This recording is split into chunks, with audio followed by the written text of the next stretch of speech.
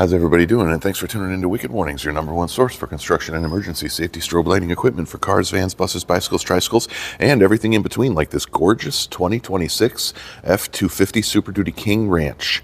What we've got here is a whole complement of stuff, and I'll do my best to go through it without keeping you in too much suspense or boring you to death. In the front of the truck, what you're seeing there is mpower 3. We make a small 3/4 by 3/4 aluminum bracket in-house to mount that mpower 3 right there on that Platinum or King Ranch style grill. I have done another video, a black truck, where I went a little bit more in-depth on that grill, but it's fairly easy. It's about a 2-inch, 3/4 by 3/4 bracket mounted with VHB tape on the actual grill, and the light is VHB'd to the bracket, so fairly simple. Now below that, we did an all-new mounting on the 3-inch mpower right there on the fog bezels on this particular truck, and all 6 of those front lights do flood white on a secondary switch. To the edges there, you'll see the complement of the DRL in the headlight doing its strobe pattern. Now, of course, on our factory flashing kits, our auto flasher kits are plug and play, and you don't lose any factory function. With the switches off, those headlights and roof lights will return right back to normal use. And no wires are cut with either one of those kits. They're plug and play. The headlight kit installs very easily through the fender well. So all you do is open up the fender well above the tire, get to the access of the headlight plug, and put in our T-harness on each side and power it through your auxiliary switches from the factory or an aftermarket switch, as well as that auto flasher kit on the roof. That installs very easily on the passenger side of the windshield inside the truck cabin.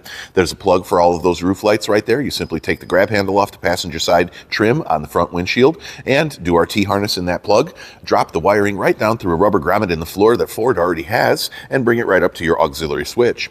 If you're running an aftermarket switch like this truck happens to be, you would simply go across the dashboard over to the driver's side to your aftermarket switch. Another very easy and quick install. Let me light that second switch up for you so you can see the flood white. Now, we did a flood white switch by request by this customer. He likes it, and we did it on his other build. As you can see, all 6 of those front mpowers do flood white. We didn't bother to flood white the C-ring DRL because it's not appropriate. And we left the amber lights on the roof flashing, so we have a little bit of front warning here if we do the flood white switch with the warning also activated. Now, if we turned off the warning, you can see again how those headlights and roof lights reverted right back to factory settings. So you don't need to have the warning on to use the flood white switch. It is optional, but if you have the warning on, as shown, the flood white in the mpowers will override the warning. Now, you can program those mpowers to do any which way you want. So if you needed it to work differently, like you want your warning to override your flood white, that's easily done with the programming. And if you're going to do a lot of mpowers, I would suggest our Config It IT programmer to make your life much easier on the install. Now, pop it right back into strobe mode here, and everything comes back alive just how it was. I did favor to keep the mpowers alternating in amber only because we have those great big white C lights on the headlights as well. And I think with all this amber, it really complements the white C light in the headlight. I think if I would have done amber and white on these mpowers as well as the white on the C lights, it would just have been too much white and not nearly as effective.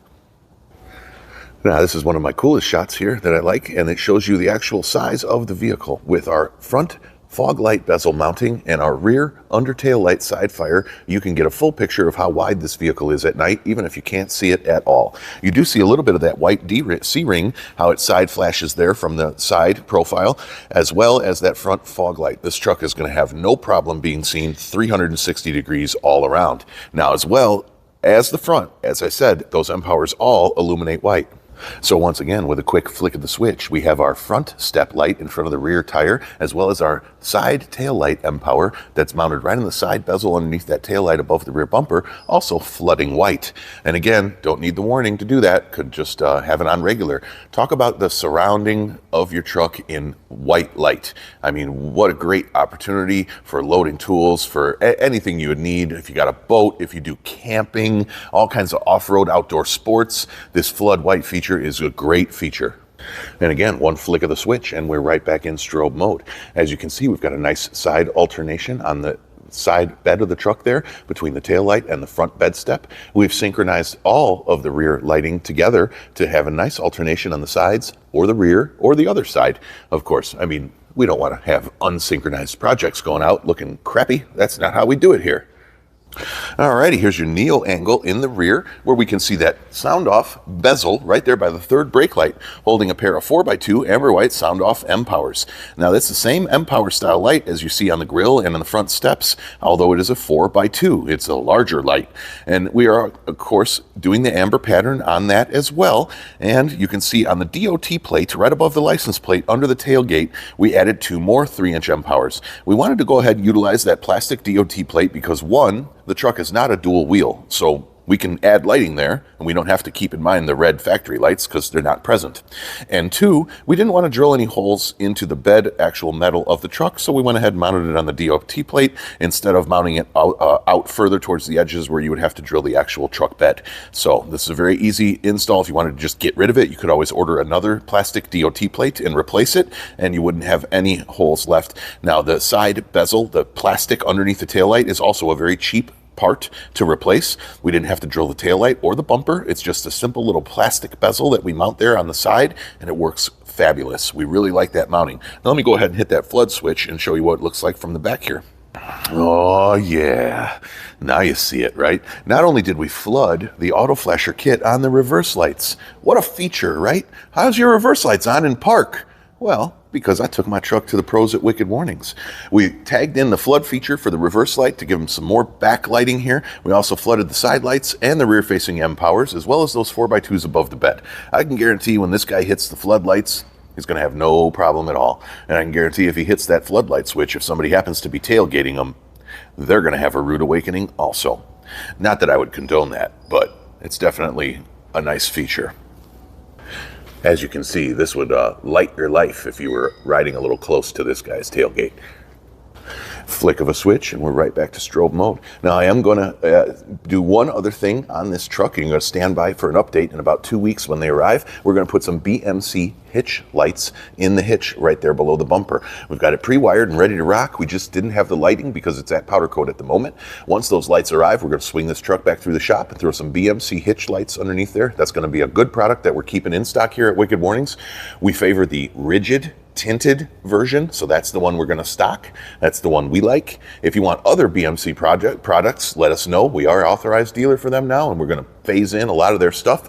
But for the short term, the tinted rigid light setup is what I have on my personal truck from BMC and what I'm going to go ahead and stock in this shop. All right, now I'm going to skip the whole going into the wiring portion of this video. I'm going to do a voiceover or something later on because, to be totally honest, the customer is here and he's itching to come out and take a look at his truck. So I'm going to close this video showing you the switches that we had to mount because this particular King Ranch did not have factory auxiliary switches. You can use these switch locations if you like. You can also install a 4200 Mini. You can install a variety of other switches in these new trucks. There's one that mounts down by the console. There's a couple other options. So if you don't have factory auxiliary switches, make sure you get a hold of us to see the other options that are available for you. Now I'll take you for a small walk here and I'll show you inside the truck what we did. Now we did discuss this with the customer, and what we have here, first, if it was annoying, it was on parking by accident. We have 3 switches. We have our warning on our blue that does all of our warning. We have our flood for all of our small lighting here, and we added another red here because that's going to be our hitch lights. I did not want to tie all the flood together between the hitch lights and the other flood. It just seems unnecessary. So that's where we put 3 switches. You can mimic that location if you want. The far switch on the right is a bit difficult. There's some stuff behind there to clearance out, but that's one option. Another option would be, as I said, I know that there's a kit made to put some switches in here. I really like that. Another option is you can drill in some flush mount switches up here, which adds a lot of work, but I really like that. We can put a 4200 Mini 6-panel switch right about here. That's another good option. So if you don't have factory auxiliary switches, don't worry, we'll get you taken care of. And thanks again for tuning into Wicked Warnings. I hope you enjoyed this video, and if you need any more information on it, let me know. We'll get all of these parts available immediately at wickedwarnings.com. We'll try to put it in a turnkey kit for you and give you everything that you need. And as I said, I'll add as much detail as I can, but if you have any confusion at all, please reach out before you place this order. Thanks again for watching. We'll talk to you soon.